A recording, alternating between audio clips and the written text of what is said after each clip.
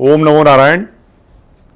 अभी इस मौलाना को सुनिए, तस्लीम रहमानी को सुनिए, ये सब एक ही भाषा बोल रहे हैं।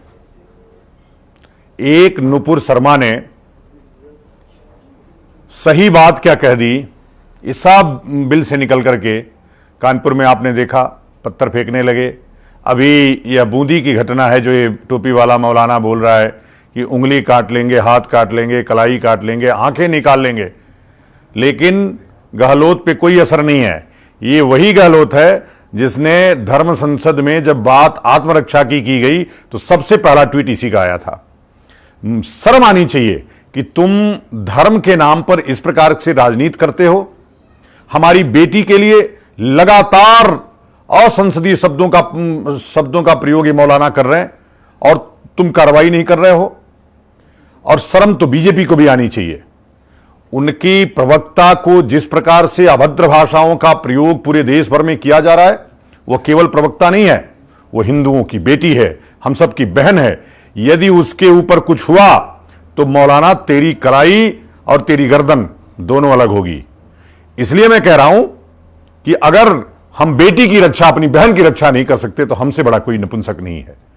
अगर भारतीय जनता पार्टी से नहीं संभल रहा है तो हमको ये काम दे, हम उसको संभालेंगे।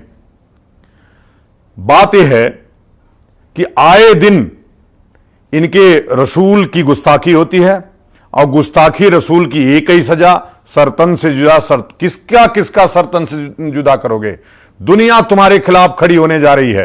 ये तुम्हारी जो आक्रांता मानसिकता है, तुम्हारी जो हिंसक मानसिकता है, तुम्हारी जो कत्लेआम करने की मानसिकता है, इसके खिलाफ पूरी दुनिया खड़ी हो रही है। और तुम किसको सरतन से जुदा करोगे? अब ये हिंदू समाज जाग चुका है।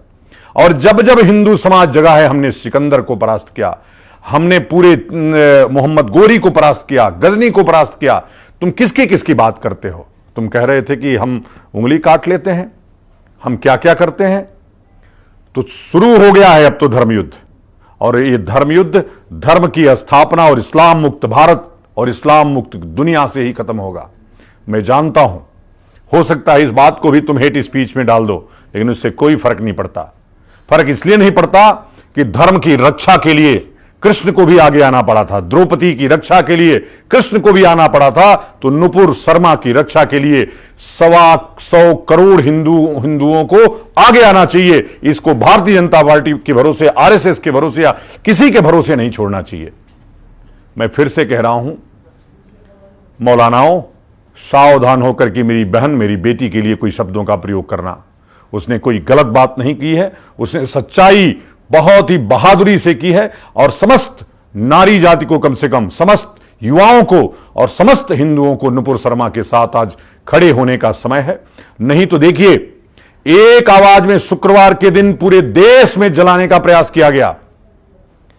मैं फिर से कह रहा हूं कि यदि तुम ईंट मारोगे तो पत्थर मारेंगे, तुम पत्थर मारोगे तो तुमको बोल्डर मारेंगे, तुम एक गर्दन काटोगे तो तुम्हारे 100 गर्दन काटे जाएंगे। ओम नमो नारायण। जय हिंदू राष्ट्र।